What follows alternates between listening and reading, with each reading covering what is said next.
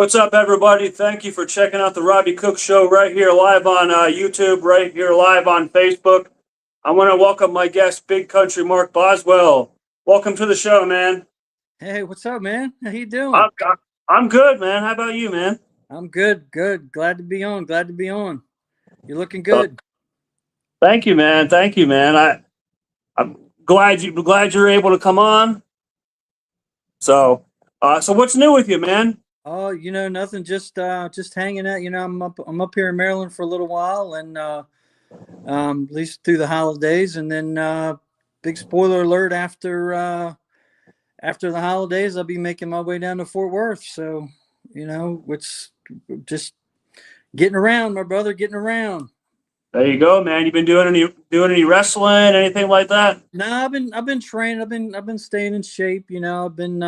I've been mentoring people that reach out to me. Reach out to me for advice and things like that. But as far as anything, I'm haven't really been doing too much. It's there's not a lot of action up here this way. When I was leaving Florida, Joe Saraceno had just started the deal that he was doing down there. He was just getting ready. We went down, and you were there. We went down, we talked to him, and we had that nice little get together down there, and got to share some stories. And he, Joe Saraceno is a really good dude, man. I'm so happy what he's doing for the business and for the boys, man. He's one of the good guys. Oh, he's definitely one of the good guys. And I'm gonna have to say, out of all the promoters I've worked for, he's up there as one of my favorite as far as super down to earth. He respects the business. He respects the boys. He and not only that, he respects your opinion on it. Like I've been doing this for almost 20 years, and there'll be some promoters who don't care your opinion on anything. They just want to go, this is what I want, and that's whatever, And Joe's really cool with he'll put his ideas in there, and he has some real good ideas too. But he's also open minded and will listen to the boys and girls idea too, and then it's more like a collaboration and more like a family down there, which is awesome, and he takes care of everybody really well, so that's always a plus too. Yeah, that's at the Fork a few years ago. I mean, I've been in and out of this business for a long time, and that was one of the most well organized, most well received, great morale events that I've ever been a part of. And I was glad to be a part of it. You and I worked that night, and from top to bottom, I couldn't have been more happy with how everything turned out, from the production to the respect to everything. And the guy's got it.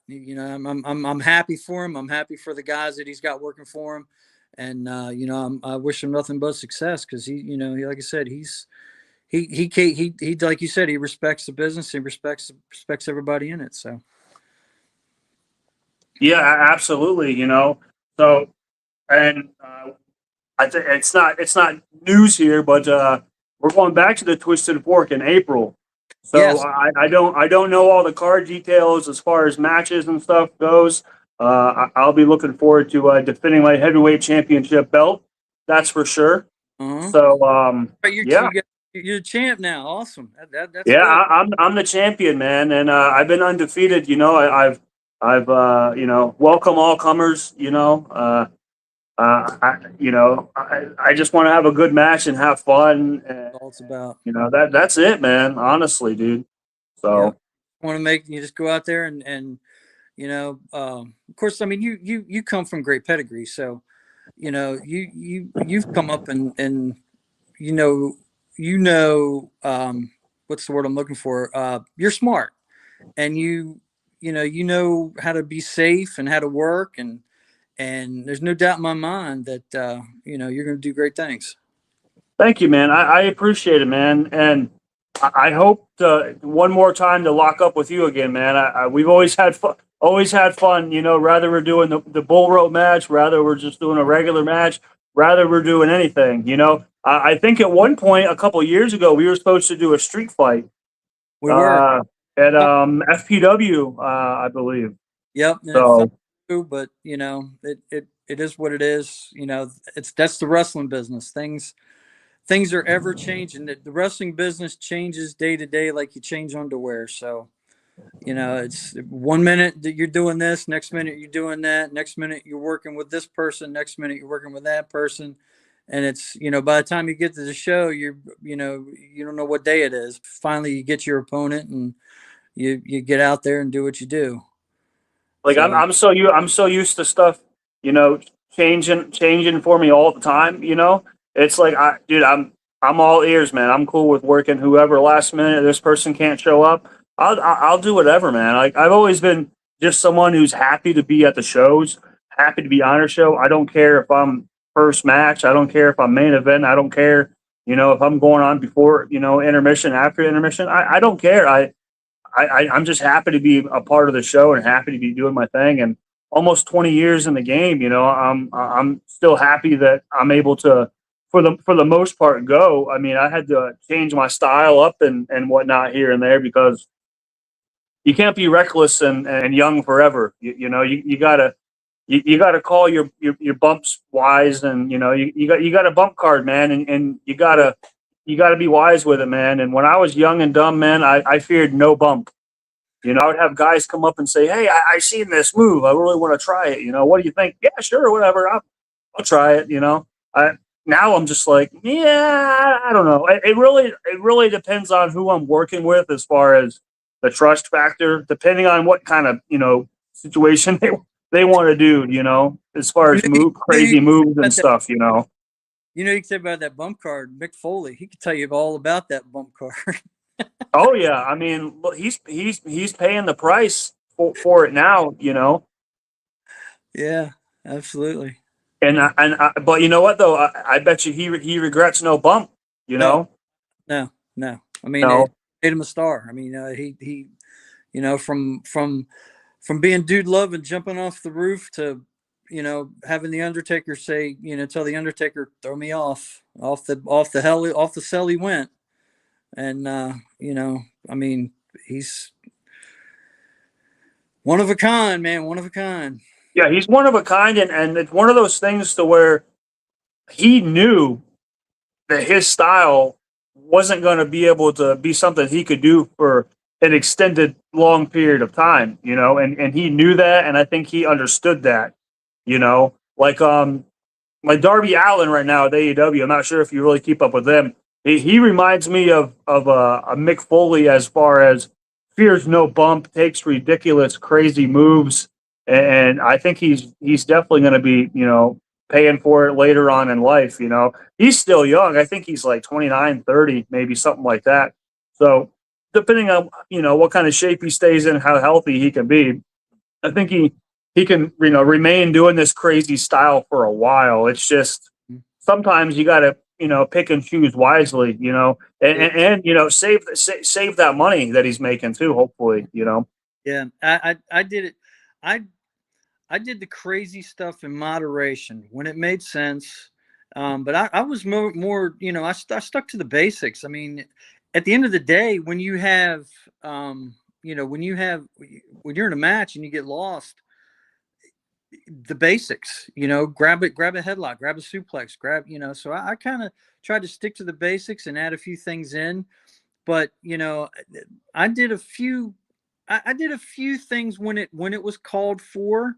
But even that, as minimal as I did, I mean, I still feel it. I mean, in the mornings I got joints that aren't, as oiled up as they should be. And, I'm 55 now. So, I've got a lot of miles on this body. Yeah, yeah. I mean, and you still look like you could have a match tomorrow. So I think I got one or two left in me. I feel like I got one or two left in me. But even if I didn't, I'm happy with I'm happy with how things went. I'm happy with the turnout, that the way things turned out. I when I get down to Texas, I've been thinking about, I'm a big fan of that show Heels, and I wish it was on longer. But something like intimate like that, I mean, I would definitely, be into starting something, just to mentor and just to, like write and promote and stuff like that, and just kind of have something small town on a small scale, just so some of the people can come to work, and stuff like that. But yeah, if I've been in there for my last time, I I don't have any regrets. I'm happy. I'm content. I'm at peace. But like you never say never. So Yeah, I mean, for sure. I mean, my thing is like I've been doing it for almost 20 years, and there I get to a point where I'm just so burned out on wrestling in general, as far as wrestling, watching it, you know. But I've been around it my whole life, so where like I gotta take a break sometimes from watching it. I gotta take a break from reading the news. It's like I can't let wrestling 100% consume my life, or I'll go mad, yes, So. and we had in my. I always like to refer back to my era when I'll I. be right back. Oh yeah, go ahead.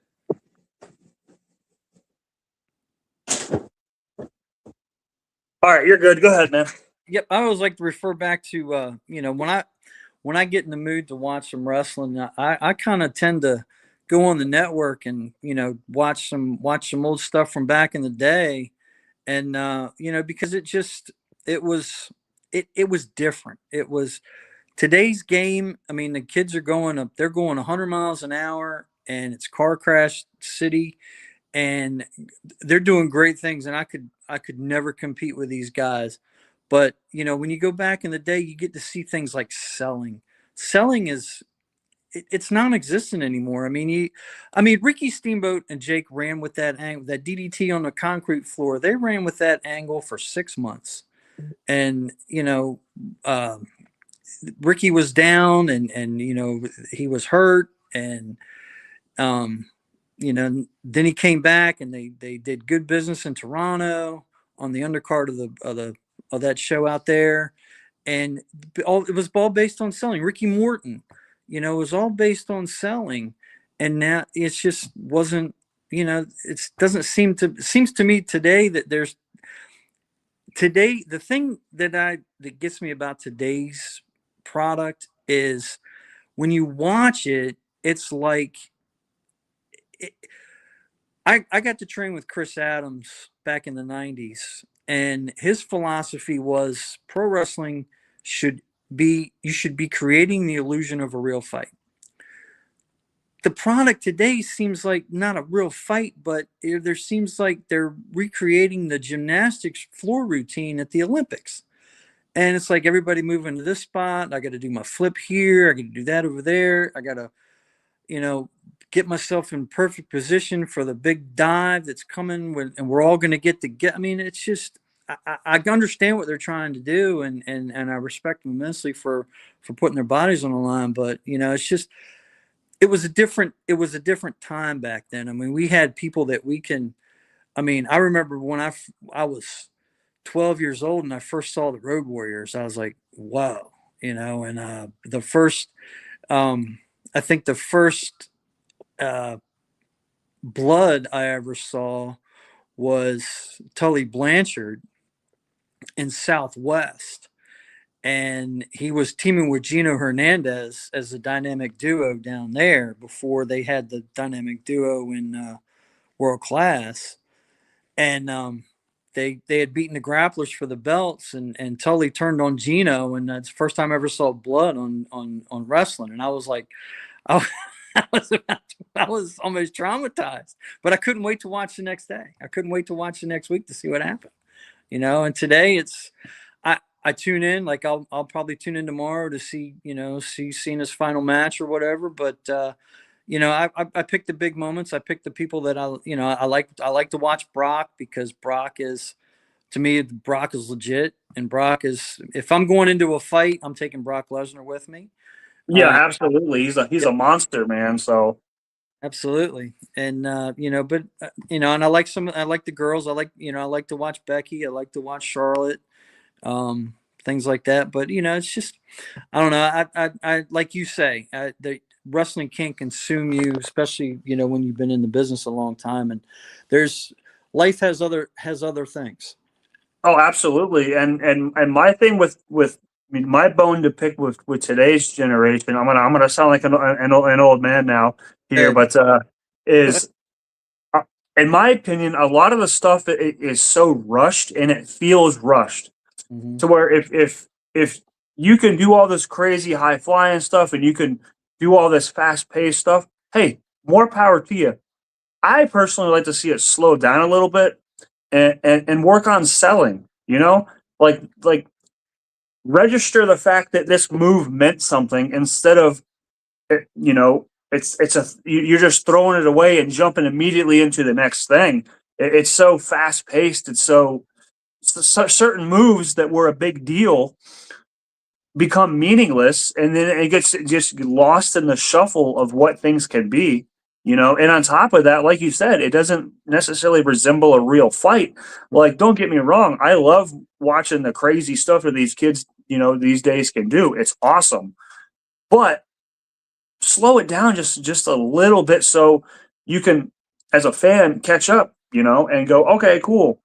But I also think today's people who are watching wrestling, they may not have watched the style of wrestling that we were accustomed to growing up, to where this is all they know, this is what they're used to where if you're going to go on put on a Ric Flair and Ricky Steamboat match, they would be like, what am I watching? You Right. know, like I think the attention span that people have these days is they can't necessarily sit down and watch a 20-30 minute match.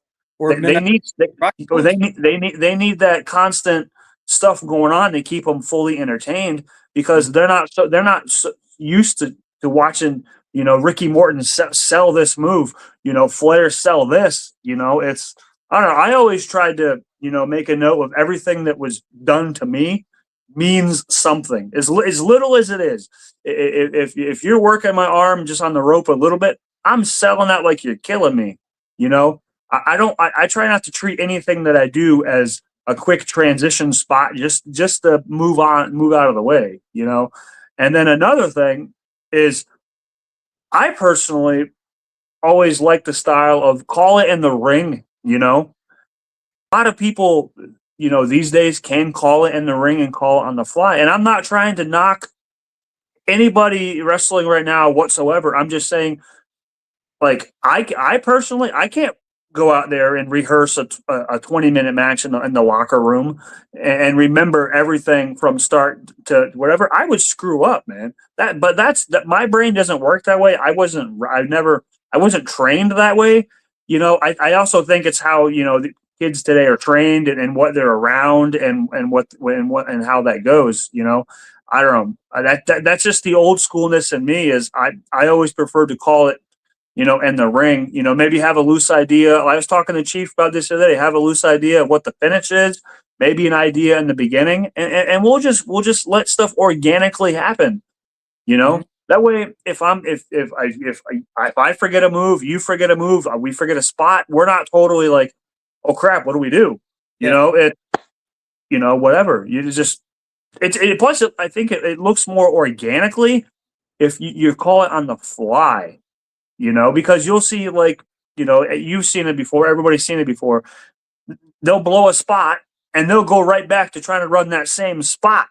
You know, it's like, if you're in a fight and you screw and you don't go to try to do what you're doing, you're not going to have a chance. It's like, okay, hold on, I wasn't ready for that punch, let me get ready. You know, it's, you know, just, I want a little bit more believability and realism. Just slow it down. Like, I wouldn't mind a little bit slower, fast paced stuff, if that makes any sense at all. I just think a lot of stuff is so go go go go go, you know, and then the promos are just so scripted. You can, for the most part, you can tell. Yeah. You know, Yeah. like Flair wasn't reading scripts in the 70s and 80s and the early 90s. Funk wasn't doing that. And when those guys talk, you listened. It wasn't coming off as a robot, you Yeah. know, saying whatever they're saying. You know. It's coming off. It comes off too much as episodic television.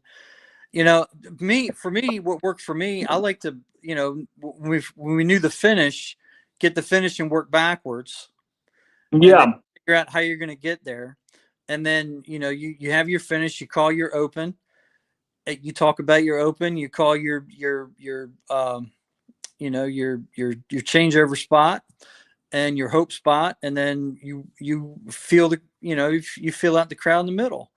And, and another thing is I know when I started, when I'd get to the building, and I'm sure these young kids today on the independents and everywhere else, I mean, I talked to a few guys, they messaged me and asked me, to ask me things.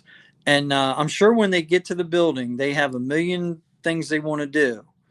But when you get there, you get that wake up call that, hey, you got 5 minutes. So you pick one or two and you're taking it home. Yeah. And Yeah. that's the biggest thing. I mean, you can go through your mind that, that you're going to be, you saw something on Monday Night Raw on Monday and you're going to do it on Friday night at the rec center. But it's not that way at all. And you got to learn how to adapt. You got to learn how to be, how to adjust and, and to roll with the punches. And, that you're not always going to, you're not always going to go over. You're not always going to get a shot in. Sometimes you might get there and they might have a giant that they want to get over. And guess what? You're going to get them over, or else they're going to find somebody else to do it. And back when you and I were coming along, we were happy to do it. We just wanted to be out there. Yeah, and I've been in, and those are great examples because I've been in those spots tons of times. I've showed up where, I'd have a promoter say, "Hey, I would love to have you work down in Port Richey, whatever that come, work this guy. We'll give you like 20 minutes. Cool, man. I'll drive a couple hours. We'll go do that." And then I get there and it's like, "Hey, we're gonna have you work a 5 minutes with this, 5 minute match with this guy here instead, Mm-hmm. and I want you to do this, this, this, this, this." Does that suck? Yes, but that's the business, man. Yeah. It's I've learned early on that you got to roll with the punches. I expect, nothing from anybody. The only thing I expect is if me and you are going in the ring, I'm expecting you to give me your all, and I'm going to give you my all, and and I like to, be service the match instead of service the person necessarily, unless it's what the promoter wants, or if me and you are building an angle for something else down the line. But if me and you are just going and having just a regular match on a show next week, it's I a lot of people have egos and they want to make sure they get all their stuff in. It's like, dude, I'm just an easygoing dude who loves the business, man. I just want to have the best match that I can, and I'm not making a lot of money at doing this. I just want to, at the end of the night, I want to sit in the locker room and I want to go, all right, I had an awesome match. I feel fulfilled. My opponent is happy with his match. He's not hurt. He's happy with it. I'm happy with it. The crowd liked it. That's it, man. I never worried about, oh man, if I can't hit this move tonight, man, I'm going to be bummed out. It's like, dude, I'm just happy to be there, You got it. And you hit the nail on the head. He's not hurt, and you both got out of there safely. And I mean, like JR always says, it's wrestling, not ballet. But that at the end of the day, you still want to get out as much as, you want to get, get out with as little damage as humanly possible. Because, we all got to get up and live our lives the next day. It's not like, I mean, even the big, even the superstars, they got to get up and go to the next town. So, I mean, they want to be, they got to be as safe as they can as well. Exactly. I mean, granted, I think the WWE schedule is definitely not what it used to be. They're not doing house shows and stuff like that anymore. So they got a pretty chillax schedule than what it was in like the 80s and the 90s and all that stuff like that. So the kids today, and the big leagues, man, they don't have to worry about the crazy, time on the road and stuff like they used to. It's crazy to see what the business is forever evolving from when I started wrestling to even now, and I can't even imagine how much it's changed from when you started to how it is now. And then 20 years from now, who knows how different it's going to be. They're going to be doing crazier stuff now than, Well, crazier stuff than they are now, well, when I started, we weren't allowed to. I trained at the Monster Factory in New Jersey, and Larry Sharp would run us through. We did our 3 bumps. The back bump, the flip bump, and then hit the ropes. And we did that for like 2 weeks, and then we got in, and we when they were doing matches in the factory, we got in and we ref, so we got to learn a little bit about that. And then um, after that, I mean, if if we threw a punch and we weren't talking about punches yet, we ran. I mean, we ran Yeah. around 4 times, and then if we did it again, we ran around the block 6 times. I mean, kids nowadays. I mean, I watch some of these feeds on YouTube and social media, and I mean, they're setting themselves on fire, and it's Yeah. just, where are we going, guys? I mean, Triple H is not, and Nick Khan are not going to log on to your match and book you because you can set yourself on fire. They're going to book you if they see you to see how you look, how you sell, how you work, and how you present yourself. And a lot of that gets lost in because they see the action movie stuff in the match, and some of these young, some, not all, some of these young people, they think that that's what it is and that's what wrestling is, and it's just not the case. Yeah, I mean, and it's one of those things to where, like, I wish there was a such thing as time travel to where the kids and coming in today's business, they could walk into that time machine and go experience what it was like, when I was training, when I was coming up, or same for you, go see what it was like back then, just to get a taste and more of a respect for it. Like Rick Robinson here, he's commenting, "What's up, Rick? Man, I hope you're doing well." He was saying that most kids today, they don't set up, the rings and stuff. They don't tear the rings down, you know. And granted, when I first started, I was doing that, but I got to a point where sometimes I'm 6 hours away, 7 hours away. I come help set chairs and stuff up, or do something, but I wasn't always there to help set a ring up here and there or do this. But I was always down to help out with anything that was asked of me. But it's just a different generation and a different way of doing things. I'm not trying to come up. I'm not trying to knock anybody for how they're coming up in the business today. I'm just saying it's totally different. Yeah, And it's gonna always be totally different. That's just the nature of the beast. That's the nature of the business. it evolves and everything evolves, but sometimes things evolve. I don't know. It seems like sometimes things don't evolve correctly, or maybe that's a bad word to use, but it just seems like you said, you're setting up. We get to a show. I mean, I get to show sometimes, and I'll still, if I'm there, I'll still lend a hand doing whatever needs to be done, and and just it's all part of. You never stop paying your dues. Yeah, I got you on that. So, but that, like I said, it's just the nature of the beast. It's the nature of the business. It's forever adapting. It's forever changing. It's just the way it goes. But Yeah. what year did you start wrestling? I started in 1989. I started training, and I went to the tryout in March of 1989, it was right before WrestleMania 5, when the Mega Powers exploded at WrestleMania 5. It was, I want to say, for some reason March the 12th kind of rings a bell, but there was a and it was the first time I was ever on television, because there was this magazine show called USA Today magazine, and they had it was like a, I don't know, like a Entertainment Tonight type thing, and they did different features. And the first shot they show was me sitting in the corner with a towel around my neck, waiting for my tryout. And so I tried out, of course, Larry, walked me through the process, and I trained for about 4 months. I want to say 4 months. And he comes to me one day and says, "Hey, you want to go to the WWF?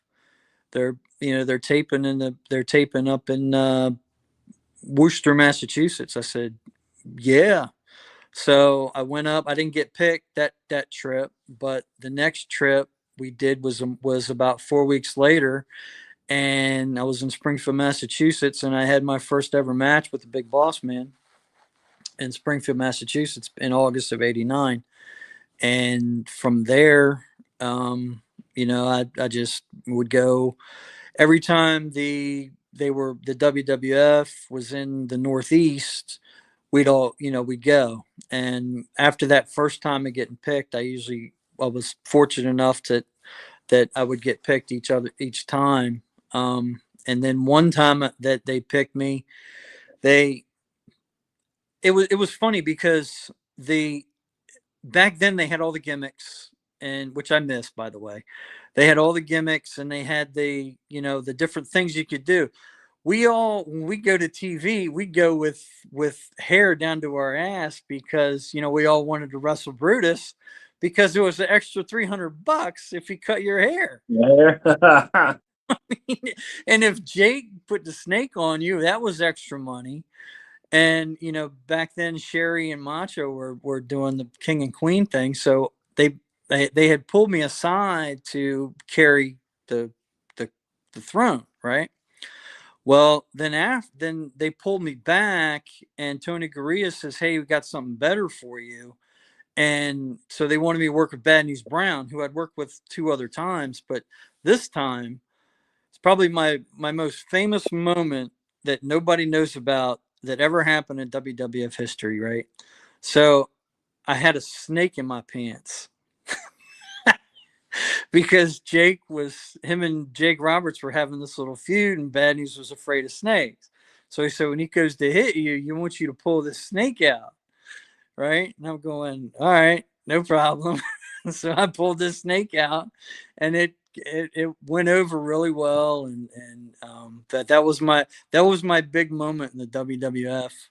And then after that, I got to we went back and trained a little more, and then I worked a couple more WWF spots. In fact, I worked one with Repo Man. And I recently saw him at a convention, and I showed him the picture because I screenshotted the TV, the match. And I Yeah. show you a picture. He says, "Yeah." And I said, "That's me." And he says, "Blow that up next time and print it off, and I'll be more than happy to sign it for you." So, but I had some good experiences in the doing. I mean, hey, one time, I mean, hang it. We went to a show, and it was the day after WrestleMania, after the Warrior had beat Hogan for the title, and we were doing TV in Syracuse. So we were going up to our room. Hogan, Randy, and Brutus were on the way down to the Y to work out. So we said, let's go work out too. We had to be there at we didn't have to be at the show till like 4 o'clock, and it was like 1. So we go down, and they wouldn't let us in. Hogan stopped what he was doing. Biggest star in the business. Stopped what he was doing. He walked up to the guy and says, "Nope, those 3 guys are with us." And as a kid, dreaming about being on a show with Hulk Hogan's one thing, but being able to work out with him in the gym, that was something completely out of left field, and it's completely surreal, and it's a memory that I'll always have. And when he passed recently, I thought about that, and I was like, I was really lucky to have some of the experiences that I've had. Um, but hey, I even hit on Sherry one time. How well did that go? Well, let's see. As you know, I'm sitting here by myself, so but she we had there was she had a thing about the snake, and because Jake was putting the snake on, and she'd go ooh, and she said the snake kind of creeped her out a little bit. So I was like, you know what, I'm gonna shoot my shot. So I was like, Jerry, the snake really scares you? It's just, yeah, I don't really like that thing. It's little, I don't like snakes. I was like, well, if, I can, it's, oh, well, needless to say, I was not Babe Ruth that day. I struck out tremendous. No. But hey, I got to, I shot my shot, man. I shot my shot. Hey, sometimes you got to shoot that shot, man, regardless of it's going to go well or not. But I mean, regardless, is an awesome story. How many people can say, "Hey, man, I hit on Sherry Martel," Absolutely. How was working Boss Man though? Uh, How much? How was he as far as like coming up with the match? Was he pretty much like, "Hey, kid, this is what we're doing," or yeah. was he kind of acceptable to some of your ideas or anything like that? Well, I was greener than Kermit the Frog, so I was like, yes, sir. What do you want to do? What do you want me to do? And he says, well, he didn't want to give me the Bubba Slam because his knee was bothering him, but he ended up giving it to me. We did. I think we worked for a couple of minutes. It's on the network. You can find it on the WWE network. It's on one of the prime times. But it was my very first time out there, and the only thing that didn't go as planned was I didn't duck far enough, and he caught me in the eye with the elbow, and I had a nice little shiner that I was very proud of for about 2 weeks. And but no, he was very nice, very professional, he was very down to earth. I mean, his story is very unique. He was just a big guy at TV one day, and he just was in the right place at the right time, and Cornette was getting some heat on the road, and Dusty said, "Hey, I got you a bodyguard," and the rest is history. But he was very very respectful of all of us. Most of those guys were really, just about all of them. I mean, they knew we were the Carpenters. We were the ones that were there to make them look good and build them up, and to help them make money on the main shows. So they treated us very well. I mean, no matter who it was. I mean, a lot of people talk about the Ultimate Warrior, but the Ultimate Warrior could have buried me one time. My girlfriend at the time was a big fan, and one of the shows I was on, he was on the cover of the magazine that they had in the locker room. So I was like, I shot my shot again. I said, I wasn't supposed to do it, but I asked him if he'd sign it. And he could have easily gone to somebody and said, hey, these marks or whatever, but he didn't. He was very cordial and signed it. And I didn't have any bad experiences in the WWF. And the thing, a lot of people don't understand the larger than life thing. When I really understood it was when we went to catering, and you walk through the curtain and you see all the people in catering eating that are just regular guys. Yeah. Turn your television on, and it's like the real life Super Friends. So, it's very true. You ever have a chance to work down in WCW or do anything down there at all? I did. I worked. I did a couple of shots at WCW. I worked with Captain Redneck Dick Murdoch. Oh, that had to be I hear he was a blast to work with. He was awesome. He was a character. He was. I mean, they were talking. Him and Dick Slater were the hardliners at the time, and they were talking in some code, and I was trying to pick up on it, but like I said, I was still a little green, so I was like, all right, whatever. I'm just going with it, And but he was fun to work with. He punched me in the face. Didn't even feel it. Didn't even touch me, but it looked like he just knocked my teeth out. That's awesome, man. And that was with WCW, you said, right? Yeah, that was with WCW. They were up here when they were up here in the Northeast. When they were in Salisbury, I got to go, and they booked us on a couple of shows with. I was with Dwayne Gill's crew, and we got to do a couple of shows with WCW, and it was different. but it was it was mostly the same, but there were some different elements as far as, you know, how things were structured and how the payoffs and stuff like that. But you know, it was all great experiences. I wouldn't trade it for anything. So yeah, I mean, what kind of year do you think you were at WCW? Probably 90. It was right. Let me see. Luger had just won the title, so it was right after Flair left. Okay. Yeah, Yeah, you might have just missed my dad because he was with WCW for a while too. I mean, hell, you guys might have crossed each other's paths at a show and never knew it back then, you know? I did cross with your dad. We'd worked for IWA, Rob Russin's IWA, and Okay. I believe I passed your dad in the hallways. Um, and I kind of like you find that in this business that you pass people in the hallway, and then you get to a show one time and you start talking about people that you work with or people that you know, or and you go, hey, wait a minute, what year, where was that, what town was that? And then that's how Joe Abel and I, when I started with FPW down in Florida, Joe and Abel and I were talking, and we knew we passed, same deal. We passed each other in the hallway too. So it's one of those. It's just, you know, you're two ships in the night until you meet at the same port. Yeah, for sure. I mean, like I'll see people now, and someone will be like, "Hey, do you remember working this show back in whatever, whatever, whatever?" I was there, and I go, "I think I remember being there," but like it's like you know, it's like you meet so many people, you know, in the business, and you don't always see everybody, and but like years down the line, you'll run into people, and you'll have that common bond of, oh man, we were on this show, we did this, oh, we were in a battle royal once. Do you remember that?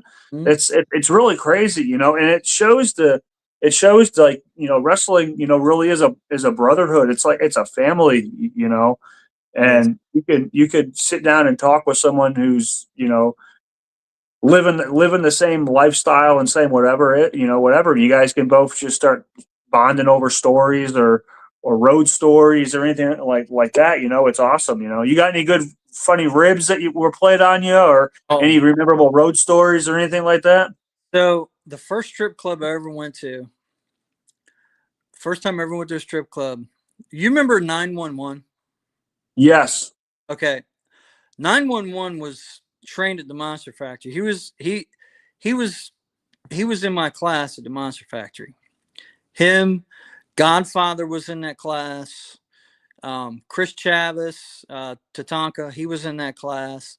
Johnny Hotbody was in the class before. So there were some guys that actually got really good on TV. Got to go places. And be with some big companies. And of course, Godfather, he's a Hall of Famer. And great guy, excellent guy. He would bump for anybody. He was willing to learn from one of the most wonderful guys I ever met. That superstars I ever met in the business. But the so when we were at the 911, if you glanced at him, he had a striking resemblance to Jake the Snake Roberts. And so we're after the show one night, and I was 20. I couldn't get in. So he's like, "Don't worry about it. I'll get you in, kid." So he told me. So he played the Jake Roberts angle. So he's like, "Hey, I got you in." So hey, we're with Jake. So we're watching the girls, and 911's in the corner signing autographs. Jake Roberts. Oh, that's awesome. That's awesome. So so he's in there, and I was like, man, this is it. It was I was like, what am I doing here? I pinch me. This can't be real. And we had some good times on the road. Of course, we traveled in the car. Now, Yeah. we traveled in the car, and we'd meet at the Deptford Mall in South Jersey, and we drive to Maine, we drive to Massachusetts. I mean, all we were doing in the car was shooting the shit and talking wrestling and talking about what moves we were going to do, then, you know, what we wanted to try, who we wanted to emulate, stuff like that. And you know, so you got to learn stuff.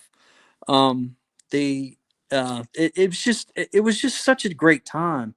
And another rib comes to mind that I kind of was unintentional. So I got to work in the '90s. I got to work at the Sportatorium down in Dallas. Oh, that had to be awesome. It was, and I drove around the building not knowing where I was driving around the building. I couldn't find it. It turns out it was right there.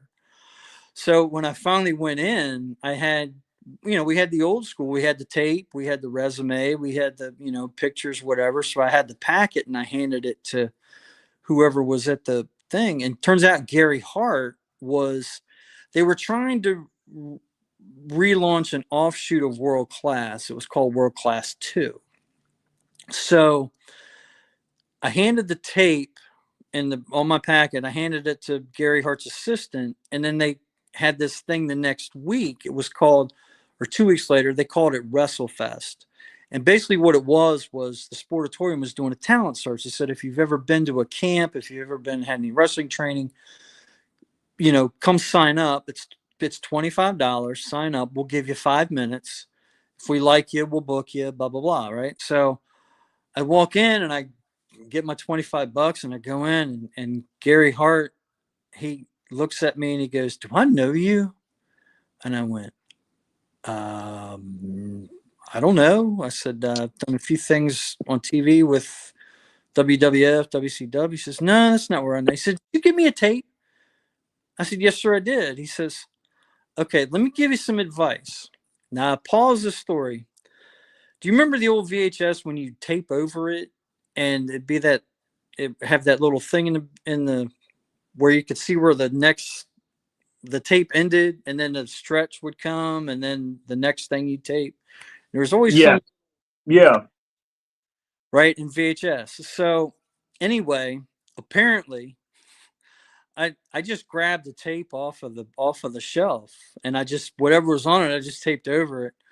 So Gary Hart tells me, he says, "Let me give me some advice. Is this going to carry a long way in this business?" He says, "Next time you send a tape to a promoter, make sure you don't tape over a porn tape." He said, "I was watching this tape, and next thing I know, there's these two shiny headlights after your match." I was like, okay. So taken and noted. And but it worked out.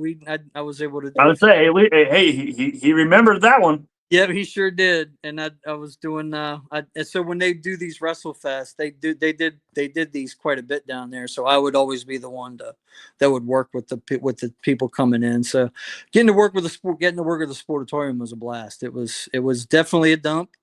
But you know, it was a historic dump, and I'm glad to have worked there. And I got to meet Kevin Von Erich a few times. You know, he was always pretty cool, as was everybody pretty much in there. You know, it was cool, and I like I've been very fortunate as to, you know, you always look back at, you know, you look at your peers and you go, well, he did this and he got to go there, he got to go this. So when I sat back and I just started thinking about it one day, I said, you know what, it turned out exactly how it was supposed to. And, you know, I got to meet some wonderful people that are still my friends today. Yourself, George Baker. Happy birthday to George Baker. His birthday. Yes, happy birthday, George. Much love, man. Really good dude. Joe Abel. Yeah. I got Richie Paradise. I got all these guys, and I got to meet all of them that are still my friends today. And, you know, so it turned out exactly how it was supposed to. And, you know, I don't have any regrets at all about what woulda, coulda, shoulda, you know, so. Yeah, I'm the same way, you know, like, when I reflect on my, you know, wrestling days, I don't really have regrets of I should have done that. I should have done this, you know, like you said, it worked out how it worked out. My thing is, this was the only thing I've ever wanted to do in my life was become a wrestler. And as far as I'm concerned, I lived my dream. I'm happy. I'm content. If I had to stop wrestling tomorrow, at least I could look back and go, "Hey, I lived my dream." Like I never made it to the big time, but I had fun. I met, I have great memories. I met great people, great friends. And to me, that's worth it. So Well, the first thing I wanted to do wasn't wrestling. I don't think I ever told anybody this story, but you wanted to be an exotic dancer like Chief? no. I was never blessed. See, I I was I was a big boxing fan back. I mean, I grew up in the days of Sugar Ray Leonard, and later, I got to see the tail end of Muhammad Ali. And I was a big fan of the Rocky movies. So I wanted to try that. And I was like, man, I mean, what the hell? I think I might be able to do that. I love wrestling. I love boxing. But I said, wrestling's on at 11. Wide World of Sports is on at 4, and Howard Cosell is. I was like, so I'm thinking, I'm like, I've got it all planned out, right? So then I turned on Wild Water Sports one day, and my dream was crushed because I saw this dude named Mike Tyson who was knocking people out in like 20 seconds, and I went, yeah, no, Get back in his prime, man. Yeah. yeah, nah, I'm good. I'm not gonna be a boxer. But I always had the love of wrestling, and I said, I want I was a big fan of Hogan and Dusty Rhodes and the Road Warriors, and I got mainly WWF where I grew up in Maryland, and I got to see that. But then after WrestleMania, all the independent stations wanted wrestling from somewhere. So then I got to see the territories. I got to see WCW or NWA. I got to see AWA, World Class. I remember the first time I learned about the territories I was 12, and something had happened to Bob Backlund or something, and I couldn't wait to see the next week. And the next week we were actually going to Florida from vacation. So I'm at my cousin's house, and I turn on wrestling, and it's not Bob Backlund. That was my first. That's how I met Gordon. That's how I learned who Gordon Soley was. And I was like, wait a minute, there's more than one wrestling. What is this, right? And I got to see Gordon Soley, so I got to experience that, and then I started getting the magazines, and I started seeing different things. But that's another thing that they don't have today is the kids don't have the ability to see all that stuff. So, we definitely grew up in a great time. Yeah, no, for sure. And my thing too is like I was exposed to so much different varieties of wrestling, you know, growing up to where like I never necessarily had like a favorite company or like a favorite guy. I was like, man, I'm looking forward to watching WCW on this day. Looking forward to watching, WWF on this day, ECW on this day, and just stuff like that. I was always the guy that I had appreciation for all kinds of unique different styles, and then you go down the Japanese rabbit hole of all the crazy stuff like that, and even like in all Japan with Baba and stuff in the '80s, you had Bruiser Brody and Funk and Abdullah and all that stuff too. It's like, dude, there's so much good stuff back then, There's not to say there's not that much good stuff now. It's just I don't know, man. It was just different back then. I never It got. felt more real. Yeah, absolutely it did. I never got to go to Japan, but I was booked to go to Hawaii and work for The Rock's grandma. Oh, that would have been awesome. And 2 weeks before everything was supposed to happen, the sponsorship backed out, and the tour it never happened. But I almost got to work for Rock's grandma. That would have been awesome, man. That would have been awesome. It would have been. Yeah, I would have loved to work in Japan at some point, just to say I've been there.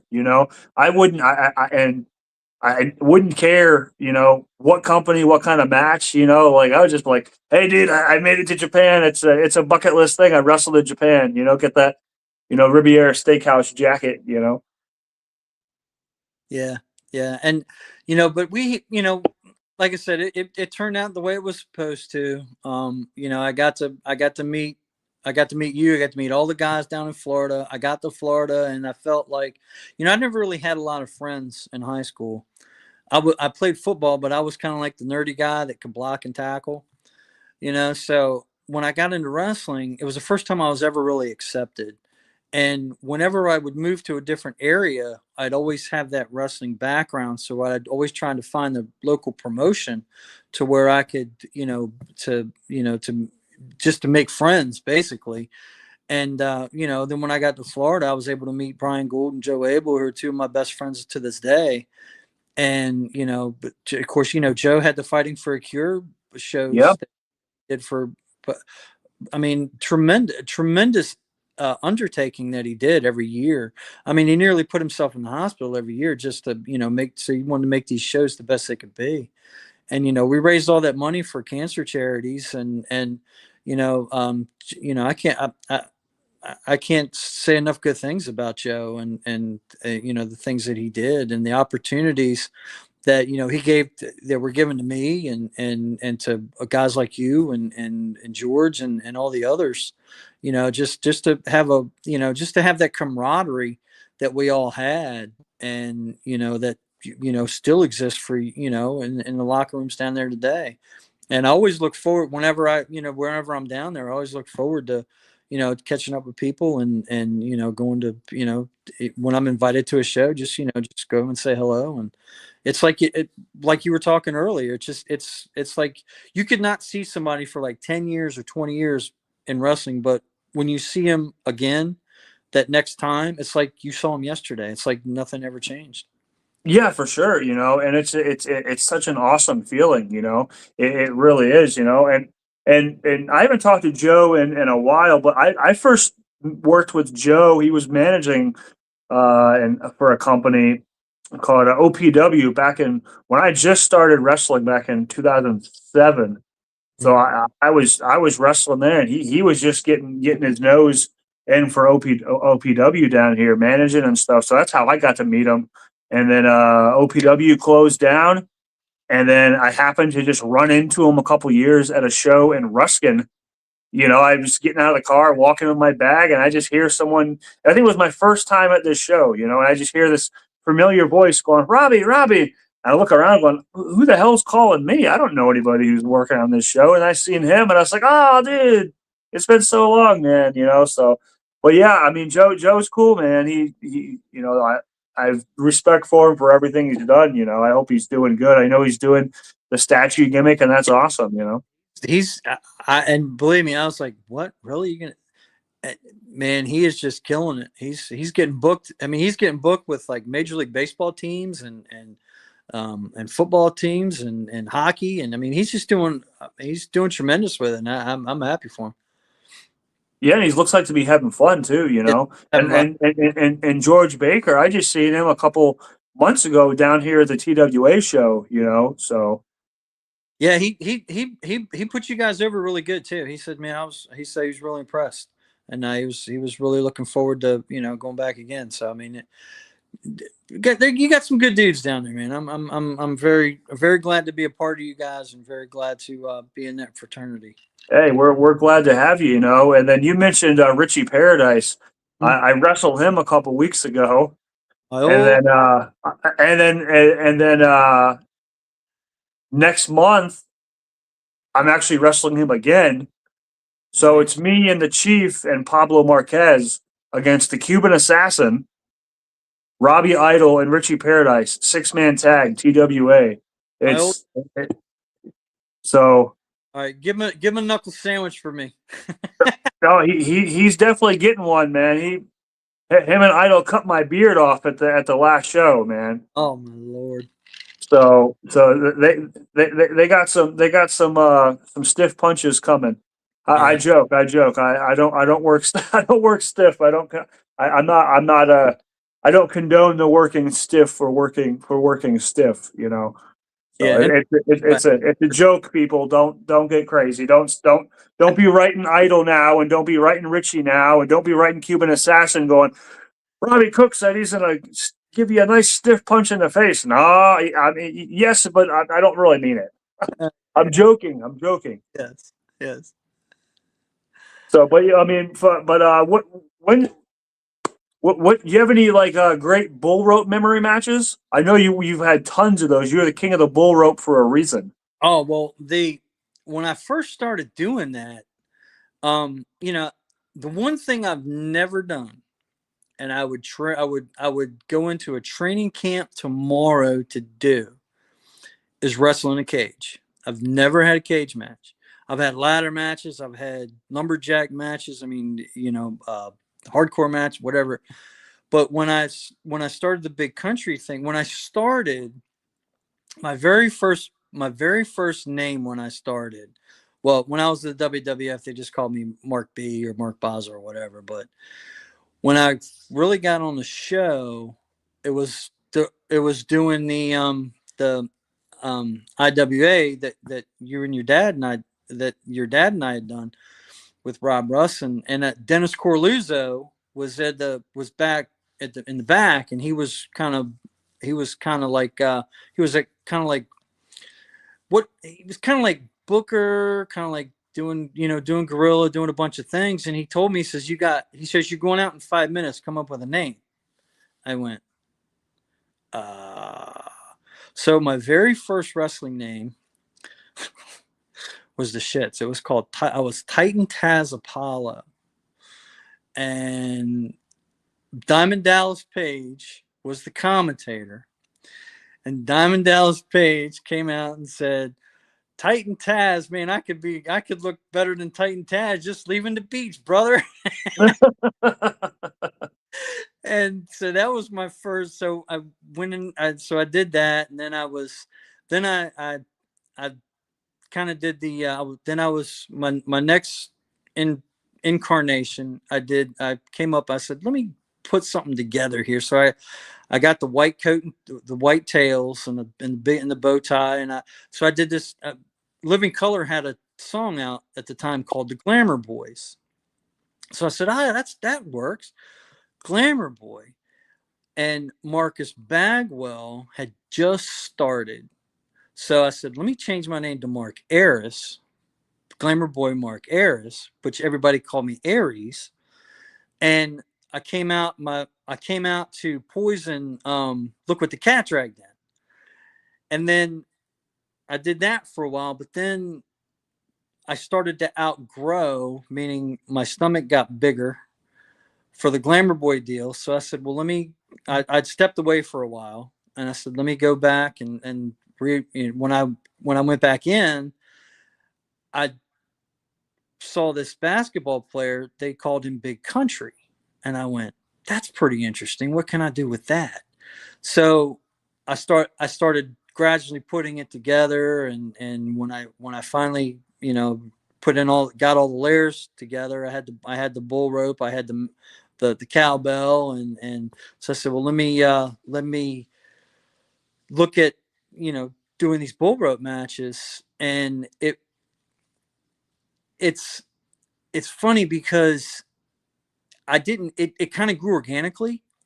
And the first one I did was not very good, but as we kept going, when I got to FPW, Brian was doing a big show, and I was working with Toby Ace Adams, and for the Suncoast belt. And Brian says, "Hey, I want to make this a bull rope match," and you can find it on YouTube. It's one of my favorite matches. I mean, we tore the building down that night. And when I when Fighting for Your Cure came along, Joe said, "Hey, why don't we do this bull rope challenge that we'll do?" And your dad, Bob Cook, actually, I love your dad's great. I hope he's doing okay. I hope he's doing all right. He's doing all right, I hope. Um, but he actually taught me a lot about, you know, do this, do that. And he gave me some real good advice that helped me a lot. And so I was able to take that, and it just made me better. And when we got to when I finally got to the one that I did with you at the Fork, I mean, it's like it just came natural. It was like breathing, So I mean, it's something that it came organically, but I had to put my little tweaks in, and I had to do some things to it. But when you get that type of match, it's different. It's like a change of pace. It changes things up. And I know there's different rules. There's some that have um um uh the four corners. You touch the four corners in succession. The others Yeah, have, that's how it was when we did it. You had to touch the four corners in succession. yeah, and then they have some of them they just do the pinner submission or whatever. But I like the four corners. You can tell a better story that way. Yes, I fully agree, and it makes it unique. Mm-hmm. Like if you just go, here's a bull rope match, and it's pin or submission. It's not necessarily separating it from anything else.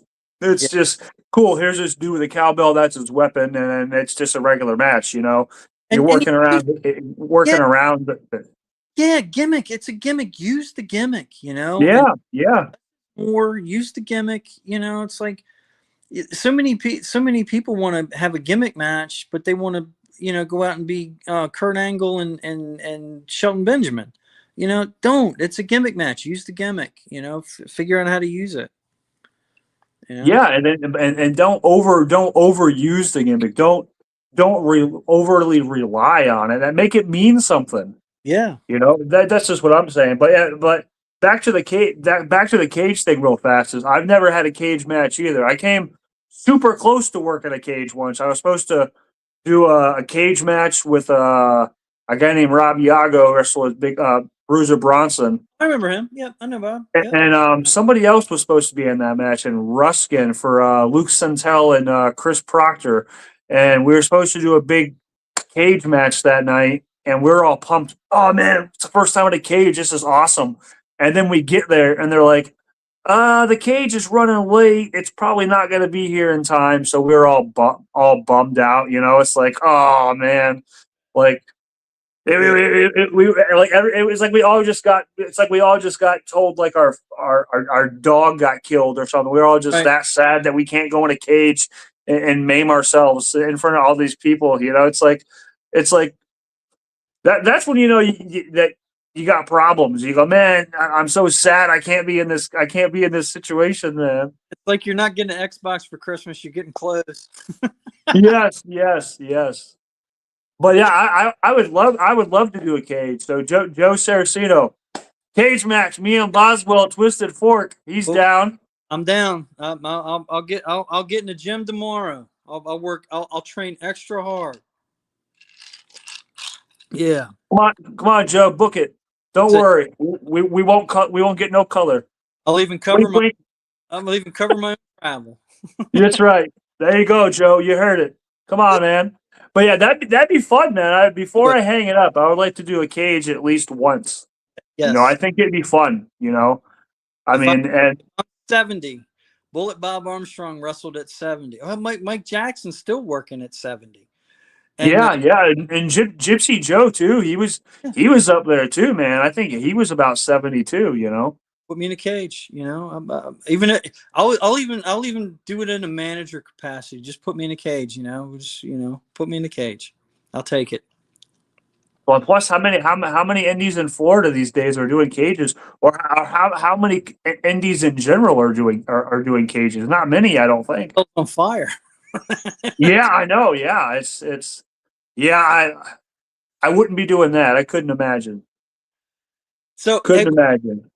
Before I want to make sure I ask you a couple of things while we're talking, because we're talking shit about wrestling and stuff. I wanted to ask you a couple of questions. Yeah, go for it. First off, your Mount Rushmore. I have an interesting philosophy about Mount Rushmore, but how would you put what would you do as a Mount Rushmore, just in general? Oh man, like so a lot of people have their Mount Rushmore as in, you know, Hogan, of course, Austin, people put Austin on there as far as your biggest stars as the business.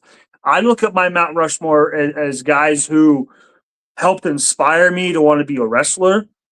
Like I love Hogan. I never, but he wasn't one of those guys where I was like, I'm gonna watch his ring work and I'm gonna watch his style and I want to emulate that.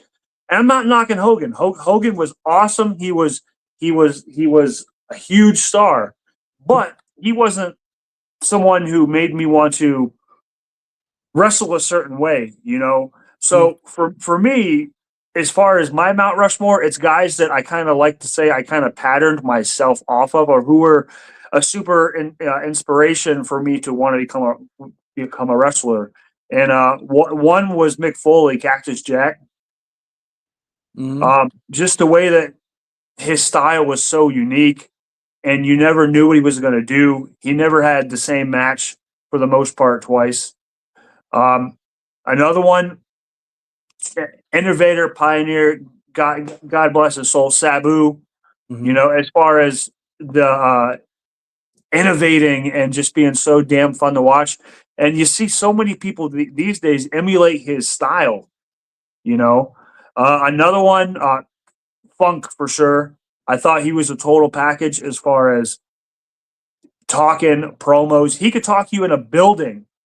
mm, You could turn the channel on and not even know who he is, and he could be like, "Hey, cutting this promo," and he commanded your attention. mm. So he's one of them, just as far as style, ring work, and his all around like just awesomeness. And then another one, Shawn Michaels. As far as ring work, he had the look. He could go. So I would say that's my Mount Rushmore as far as guys who helped inspire me and helped kind of base my style on. And then those were the guys that kind of drew me in as a young kid. I would watch that and just go, I can't believe these guys are doing that, and it just brought me in. The mine, my when I think of a Mount Rushmore, I think of historical impact. And to me, when I look at when I do my Mount Rushmore, as far as, I mean, yours is a very interesting take. I never thought of it that way, which I could actually come up with something like yours. I would But like to hear that.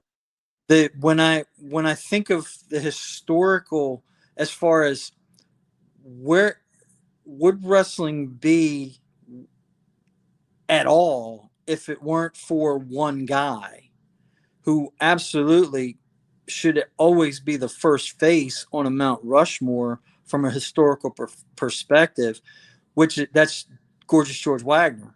I mean, when you talk to at least my grandma and the people of her generation, they all watch Gorgeous George on television, and the first name you heard, even when when the WrestleMania was getting really big, and it would start to go on the news stations, they go, "Oh, I remember watching Gorgeous George and whatever." So I mean, he was the very first real person that people would you know would notice.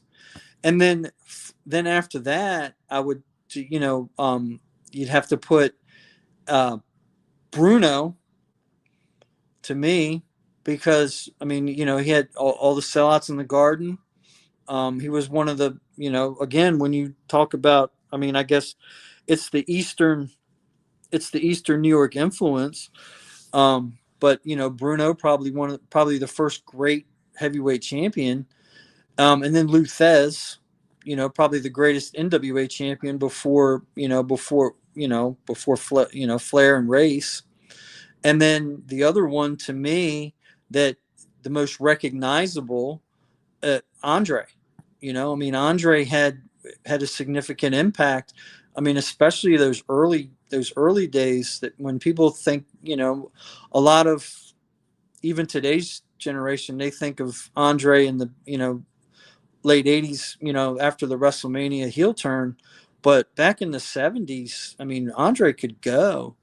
He could really. So I mean, that would be my four for a historical perspective. Now the women is easy. I mean, to me, the women's Mount Rushmore is, it starts with Mildred Burke because she was basically the first one. Mildred Burke, Mae Young. I love that movie, by the way. I thought it was very well done. Moolah, and then to me, the my wanted to be girlfriend, the the one that I thought was the single greatest talent in the history of the business on a female perspective, that's Sherry Martel. I mean, that would be No, my absolutely, yeah. I mean, those are all solid choices for the women and for the men's too. Like, and I like how you mentioned Gorgeous George. I'm gonna touch base on that real fast. So when you think of wrestling gimmicks, right? Mhm. He is one of the guys to where I think he may have been the first guy to come up with a gimmick back at that time, but he was definitely one of the first because back when he started back then, there wasn't a whole lot of guys I don't think that took that time to work a crowd to have the think of having like the manager spray the perfume and to do all the over the top stuff. So like he might have been maybe not the first, but one of the first guys to really think about it as not just wrestling but entertainment. You Absolutely. know, They built and the whole TV network. The Dumont network was built on, Gorgeous George. You know, and for sure. And then Andre was awesome. Like if people only seen his stuff, in WWF in the '80s with Hogan, go back and watch his stuff with Harley Race. Go back and watch, his stuff in Japan. I mean, he was doing phenomenal stuff, and he could move. Before his body was getting beat up, and then his health problems and stuff. Like he might have been one of the first guys to kind of invent the pedigree too that Triple H done. yeah, You know, and I if I mean, did what I know now, I would have been probably one of the biggest stars ever. Because if I could go back in time to my very first day when I went to the WWF, I'd have taken 2 bottles of wine and I would have endeared myself to Andre, and Andre would have looked out for me, and I could have. It would have worked out pretty good. At least I like to think that anyway. if not, still it'd be a cool story. Oh man, I brought Andre some wine. He looked at me and goes, "Thanks, kid." Yep. Yep. I would love for them to make a proper Andre the Giant movie. Mm-hmm. Like Yep. I think years ago there were talks of one, and I think that they started filming one, but I think the guy who was playing Andre, I think he passed away. So I don't think it was ever finished or was almost finished or something like that. But the guy that was, you ever see the movie Big Fish? Yeah. Yeah. The guy that was the giant in that movie was in the midst of playing Andre the Giant in a movie about his life. I don't know if it ever got fully finished or it was like in pre-production, but I know that he was going to be playing Andre. I would love to see an Andre movie. There's talks of a Hulk Hogan movie, which I think would be awesome. I hope that. Um, I hope they. If they do that one, I hope it's true, but true to the Hogan, and not just to try and bury him. But yeah, I'd love to see that too. like, but who do you think would be perfect to play Hogan? Well, the name that I heard when this project was first mentioned years ago was Chris Hemsworth, which would be a good, a good a good Hogan. I mean, he definitely would have the physique to, at least as a younger Hogan. But I'd have to think about that. Other than Chris Hemsworth, I don't. No, nothing really comes off the top of my head as far as who else I would put in there if Hemsworth didn't do it. Yeah, But I fully agree with that. I mean, he would be the go to guy as far as whatever. And I think they went as far as had negotiations and had a script and all that stuff like that. And I think he might have had some other movie projects going on, and they got pushed back and then maybe delayed, or who knows what that situation is. But I think he would do an awesome job if done right. yeah, yeah, You know, I'm not a fan of movies where they overskip an important part of a story. Like the Von Erich movie, I was I just gonna, thought was good.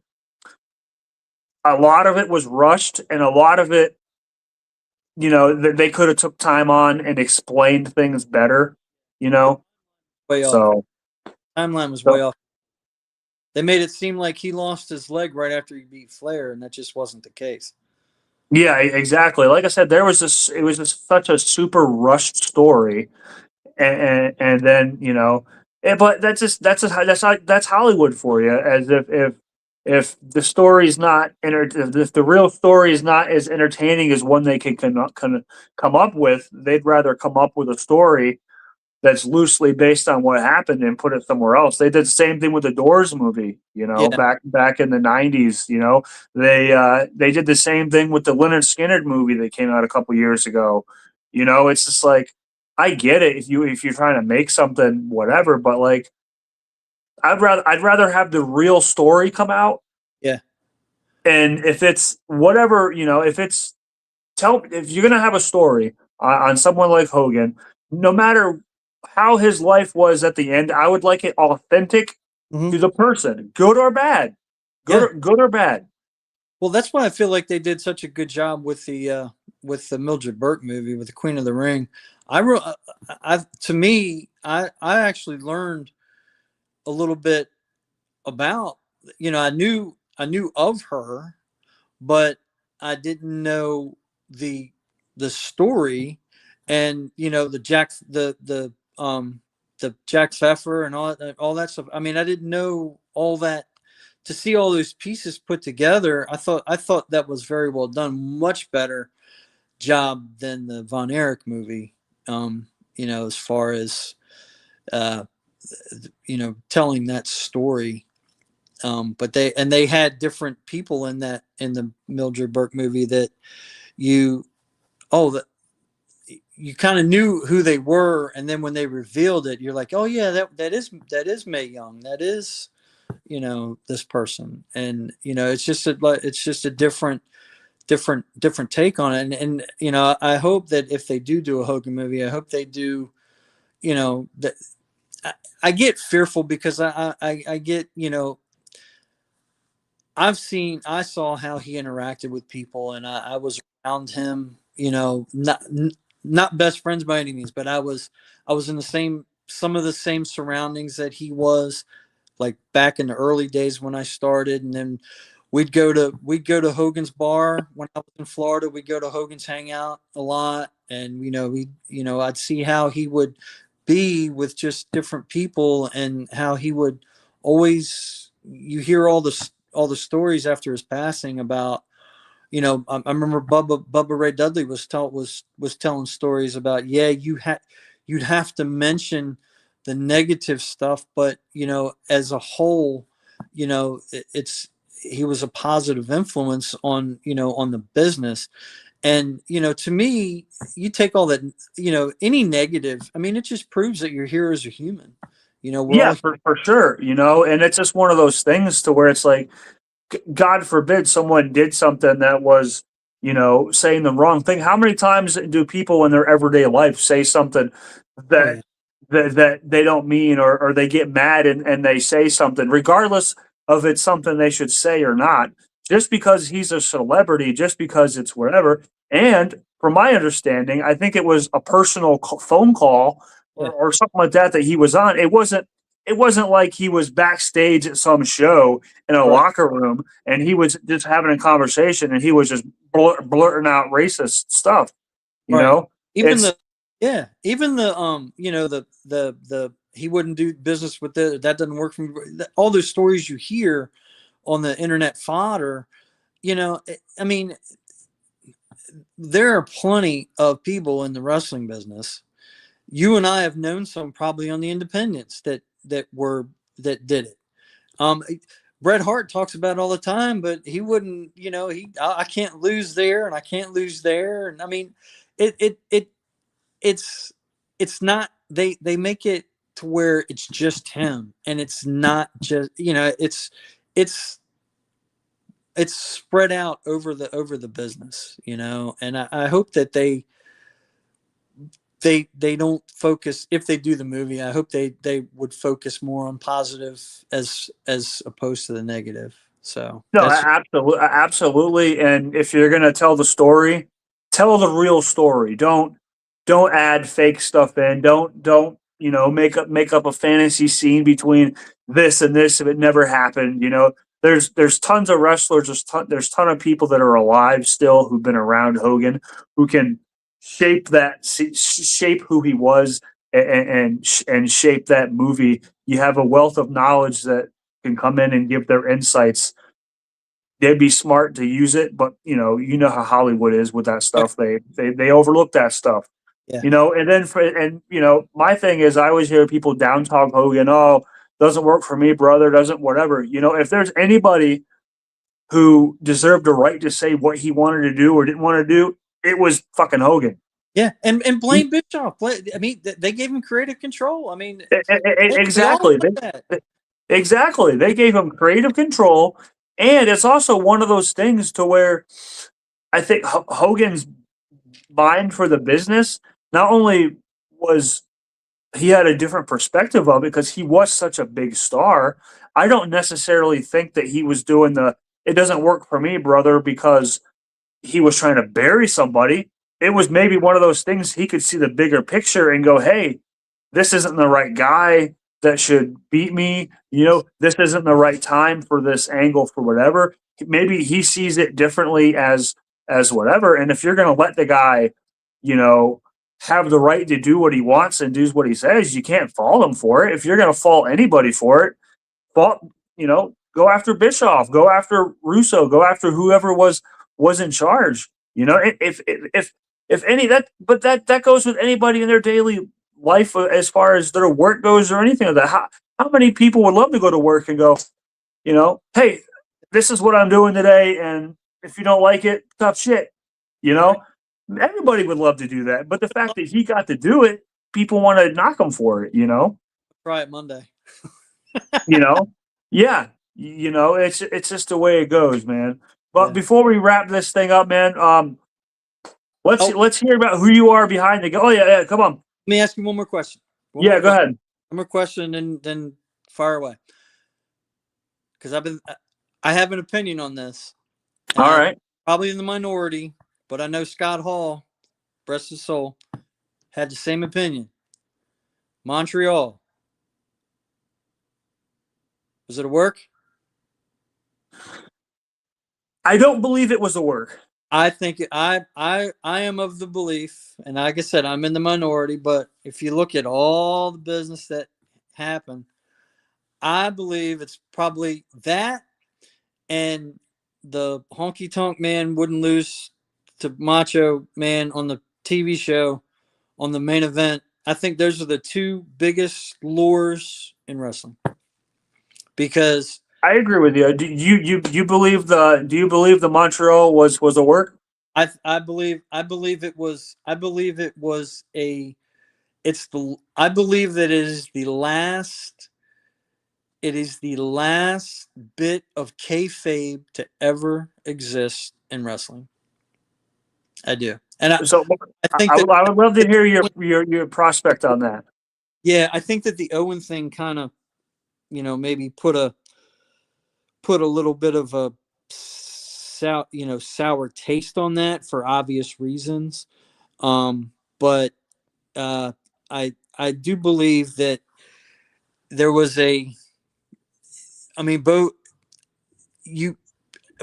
out of that, you got probably Hogan built the company coming out of Montreal. Austin saved the company. So I think Montreal had to happen in order for Mr. McMahon to be born. if Montreal doesn't happen, Mr. McMahon isn't born. And they want to tell you, they want you to believe that it happened organically, but you know what? Maybe it did, but and maybe I'm just jaded, but I kind of, when you follow CSI, when you follow the evidence, it's like, wait a minute. So you went from, now Brett can go be Brett in WCW, where what they did with him is a whole other animal. That's not even thing. But if now you have a new star in Austin who's taken the world by storm, and it just doesn't. Everything that came after, it doesn't seem like, I don't know. I've always questioned it, but when I hear the, when I hear just video clips of people talking, about that time, and what I listen to Cornette's podcast, and he talks about the the behind the scenes and that and all that, and I'm like, yeah, I don't know, just something in me that I feel like we need to believe that it wasn't a works, because that's what they want. But anyway, you go ahead.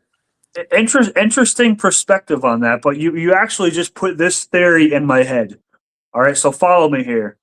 Do you think if it was a work, all right, do you think it also was kind of like a fail safe to where, if, okay, we already know Brett, we already know you're leaving, this is what we want to do, so McMahon character and all that stuff, like you said, can organically happen, okay? But here's a fail safe to where if Brett, you go over there and you hate it and you want to eventually come back, here's something so huge that we could work. You come back, and this is an angle that's so big, it would be so hot that we can work this into a thing. And then obviously, Owen passing away and everything like that. Like I said, I mean, it could be something if it was a work and it was, like you said, all that stuff happened, but they also looked at it as okay, if Brett goes over there and this doesn't work, this is something that we have in our back pocket that we could pull out if needed, and he comes back, and this is our angle that we're going. Yeah, to where they have that last angle in their back pocket to where they could build on that if he goes over there and decides he wants to come back or whatever. Yeah, and I think that, and to your point, I think the Owen tragedy, I think maybe that kind of took that out of the back pocket. If I'm right, and it was a whole, but because what better way to, you're not losing to Canada, we're going to take it off of you. We're deliberately going to steal it from you right in front of your fans. And it's just perfect. It's just the perfect way for everybody to save face, and that way. But yeah, I think that here's the door. We're going to leave the window cracked if you want to come back if it doesn't work out. But then everything else happened the way it did, and then Brett got hurt, and the rest is history. But yeah, I mean, that's an interesting theory, and like I said, that just popped in my head. And plus, it's not even just the fact that all that stuff went down. It's also the fact that at that time, Brett was filming the Wrestling with Shadows documentary. Right. So they had all that stuff going on. Mm-hmm. To where if they were in cahoots and they planned this whole thing and they pulled it off as greatly as they did, it's got to go down as the greatest work in the history of the business. That we're all still talking about it to today. Yep, they sold it so good that you and I are debating it right now. Yeah, for sure. Yep. So we talked Mount Rushmore. So let's talk about the Mount Rushmore based on kind of how I layered mine. Do you have one of those? do. Like, So do you have people who kind of like I did mine? This is kind of how this guy caught my eye. Well, you heard how I said. I want to yeah, hear if you have yeah. a perspective on that. My perspective on that one, and I never thought about it that way, but I definitely have those that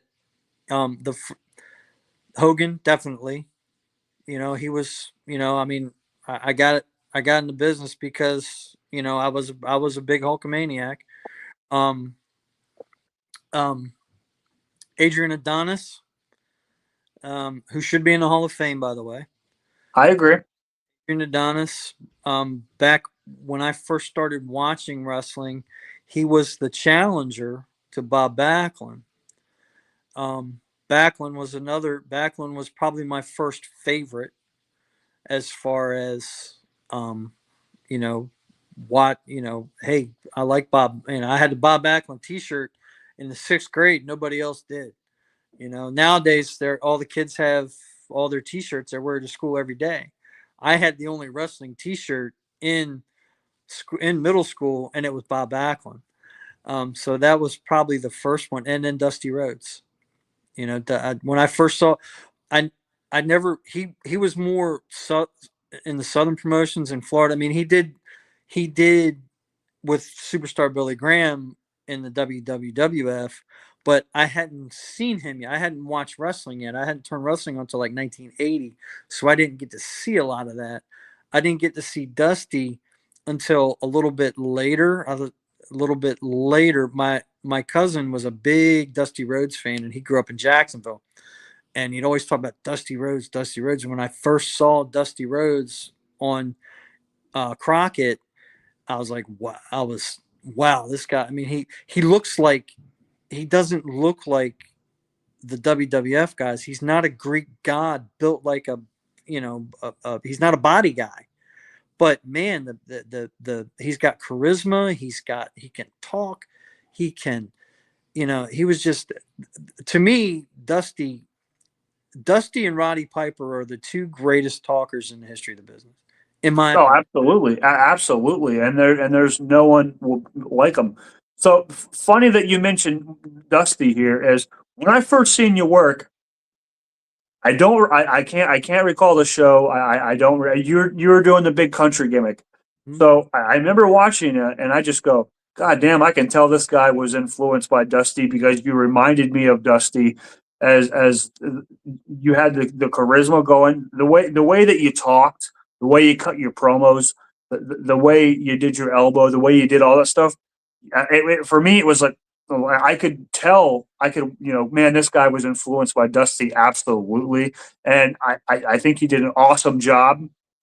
Thank you. If Dusty was, and it was kind of influence for your big country deal, as far as how you handled some of your stuff.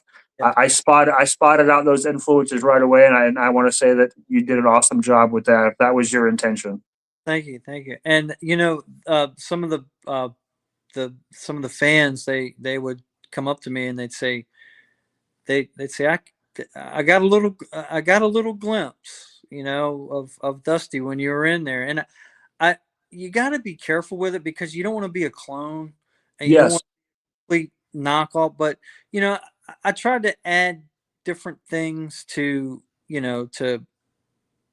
like the flip flop and fly. I kind of did that, but I did it with the double fist instead of always with the elbow. I didn't really use the elbow too much.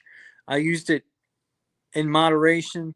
But yeah, I just kind of add a little. I like to take a little bit of different people and add them in.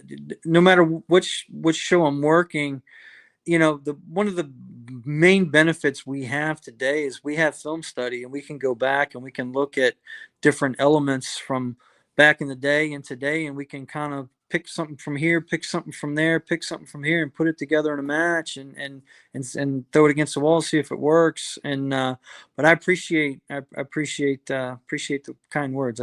That's awesome. I'm glad that I'm glad that it I was able to catch an eye. I'm glad. Thank you. No, absolutely. And to quickly touch base before we wrap this up is the kids today have it easy, man, as far as being able to go back and watch old stuff. Like if I wanted to watch, like Sabu in Japan or Foley in Japan or, the Road Warrior stuff from Japan, tape traded, man. I had to tape trade, man. It's like you go on Yeah. message boards back then and go, hey, I have this tape here. What do you have? Oh, I would love, I'll give you 2 tapes of this for that, and it's like, dude, those are awesome memories for me, tape trading days. But like, I would love to be able to just go, dude, go on YouTube and type in blah blah blah blah blah, and then you can instantly get it. Yeah. Like, Or it's crazy, video stores, they all had a wrestling site. So when Yeah, back in the 80s and early 90s, when a new video store would open, I had memberships all over town because they all had different wrestling videos. So I would go and I check out the wrestling selection and the horror selection, and I'd always, and I got, that's how I got to see a lot of the shows that like the tape traders. I got to go to the video store and rent them, but they don't have they now it's all on their computer. yeah. I mean, and there's no excuse for people to not to want to tape study and not to pull stuff up now. It's a lot easier for everybody to get their hand on stuff. And I wish that it was like that even when I was coming out. When I first started in 2007, technology isn't as savvy as it was. Now, which sounds crazy because when I say 2007, it doesn't seem like it's that long ago. But when you think about it, it's like holy crap, and even longer for you. For you, it's if you were just starting wrestling now and you had the technology that's available to you now, that's a total game changer as far as of what you're studying, what you're doing, what your influences are. It's everything, Yeah. I always tell the young cats, I said, look, I said, when you want to watch tape and you want to study tape, I said, go back to the 70s and 80s and early 90s. I said, you watch Ricky Morton because they teach you how to sell. You watch Ricky Steamboat because they'll teach you how to sell. Watch Bobby Eaton, and just different people that Terry Funk, different people that you can pick and watch. One of the best examples I can tell you it was a great feud. I just watched it again. I just got finished watching 1984. Greg Valentine and Tito Santana. They had a tremendous program. Oh Same, yeah. same with Sergeant Slaughter and the Iron Sheik. Tremendous program. And Well, Patterson and Slaughter too. that's one of my favorite all-time matches is the alley fight. The alley Yeah. fight, best matches to me that I've ever seen. I mean, just as far as storytelling and as far as that era. I mean, it. You had that storytelling, but you also had that believability Yeah, of this is a real fight.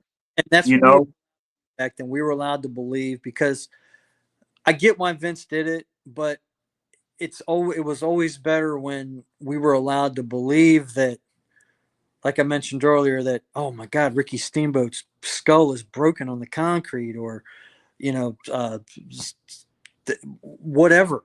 We were allowed to believe in what the Dusty, the Dusty's leg is the horseman broke. We were allowed to believe that stuff. Kerry Von Erich in the Freebirds. I mean, all that stuff, that those great angles, does the Junkyard Dog and Michael Hayes back in the day, all that stuff, because people were allowed to believe it. Now they're doing it on Monday Night Raw or on the pay-per-view, and then they're on Sports Center, 10 minutes later talking about, oh yeah, we did this, we did, it's like, you plus, know, plus, plus the way they shoot things back then too was you had that nitty gritty, more believable style of doing it. To where now it's like I get it. It's a high quality TV product a lot more now than it was back in the '80s and even like the early '90s. But it's just the way they present things too. You'll have someone try to run someone down with a car, and it'll be shot at multiple different angles from here to here to here, where it's filmed like a movie. To where back then it was, hey, Lawler's, in Memphis, he's talking about this, and boom, someone's trying to run him over to the car. You get one shot, And they called and that's the it. police. The fans called the police and said, Yeah. Lawler's been hit. Yeah. Or like there's that, I seen this a while back ago. I can't remember. Man, it was Arn Anderson and I want to say Eric Watts. They fought at the gas station. Yes. All right. Yes. And I've seen that one time probably as a kid. I haven't seen it since then. And I was scrolling on Twitter. All right. And someone who wasn't a wrestling fan shared this thing as a fight from the 80s. Man, I just came across this fight from the 80s. Look at these guys, whatever that. And people were commenting like it's 100% real. And I'm just going, holy crap, that's Arn Anderson and Eric Watts and whatever. And the backstory is I just think they went and they shot it guerrilla style. I think they had like one cop who was in on it.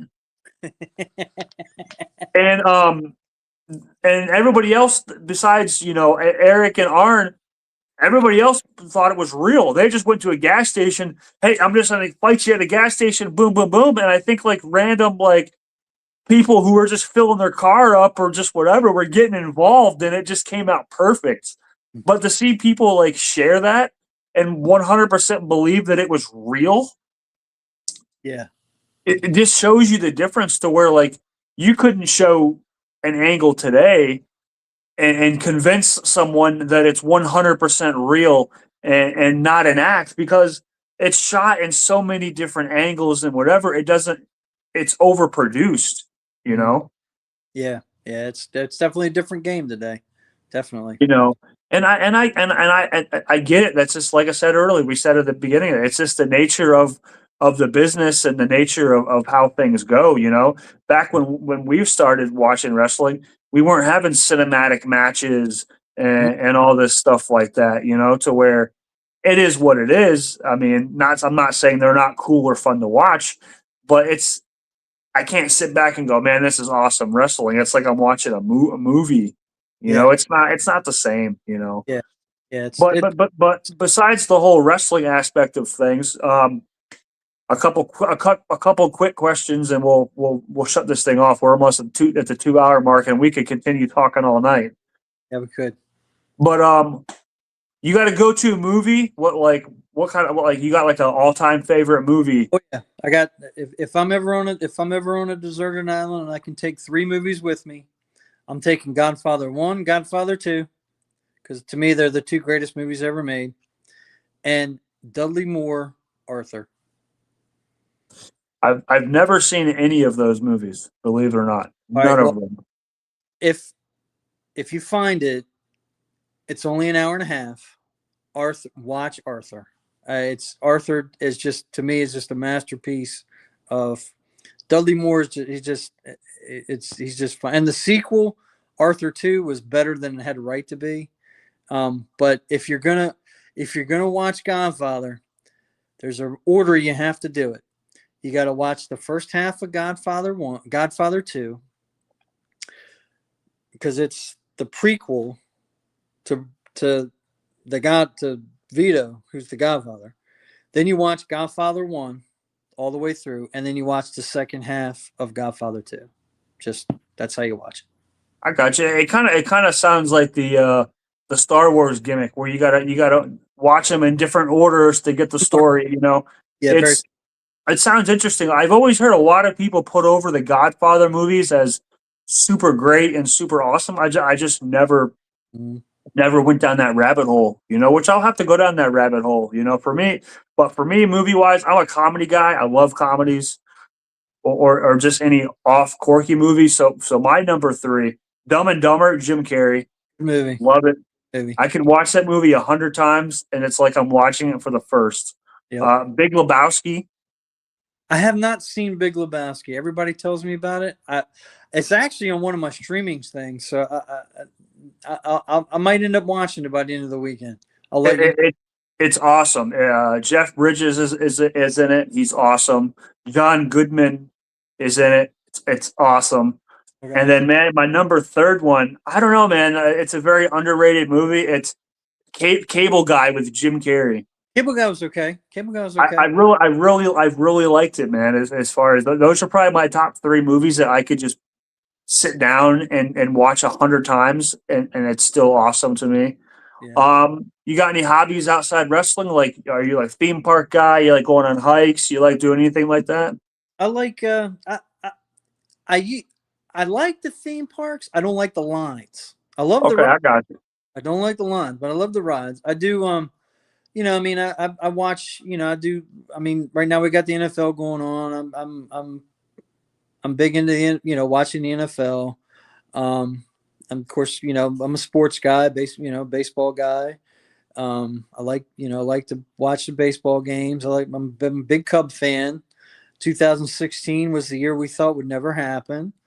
I thought the world was going to end because the Cubs won the World Series. We actually have seen everything, and I thought there was nothing else to see. That might have been the end of the world, but luckily, here we are still. But I'd like I do my one of my I DJ every now and then. I still do my DJ thing. I like to go out and with my buddies, and we get together and go to karaoke nights. We do that. I like to watch. I'm a little bit of a history buff, so I watch that. Watch different things. I'm getting ready to watch this thing on the Revolutionary War that Ken Burns just did. I heard about it today, so I'm going to check that out. But yeah, just not. The old dog still sits on the porch a little bit, but when he gets the urge to bark, he'll bark. There you go, man. What kind of song you singing at karaoke? You got a go-to karaoke song? My go-to is anything that my go-to is play that funky music. Okay, I can see you. I can see you rocking that. And the other one, I just learned it not too long ago. And let me tell you something. It's the funniest thing to watch when they have this old country white boy get up and sing "My Prerogative," and they all go, "What's he singing that?" And that just get that whole Bobby Brown, that whole CD that he did with "My Prerogative" on it was when we were going to the shows when I was riding when I first started. That's the only tape that the guy had who we were riding with. So I know that CD front to back Back. the back and forth. So and what I said, you know what, I'm gonna try My Prerogative. And when I did, it got over. And anything that I can get people up to dance to and it'll get over. We can all have a good time. That's what it's all For, about. for sure, man. It's like the wrestler in me because I'll go do karaoke and stuff every now and then. And it's like if I can get up there and I can pop the room Mm-hmm. and get a Absolutely. reaction, Yep. I'm happy. Yep. Even if I go up there and I suck and I can't nail the song, if people are up there reacting in some way, shape, or form, Yep. that's it. Like it's like I'm in the ring and working a crowd, in some way, shape, or form. I'm happy, man. Yeah. How are you with hot sauce? Um. I heard you talking about this the other day with Chief. I like hot sauce. I'm not a real. I like the milder hot sauce. I like the Texas Pete. I don't like the ghost pepper or the fire. So, when I go to Taco Bell, I get the hot or I get the mild. When I'm eating wings or eating anything fish or chicken or whatever, I like to use the Tabasco or the Texas Pete. That's about as hot as I go. Because when you get too hot, to me, you lose the flavor. That's just my take on it.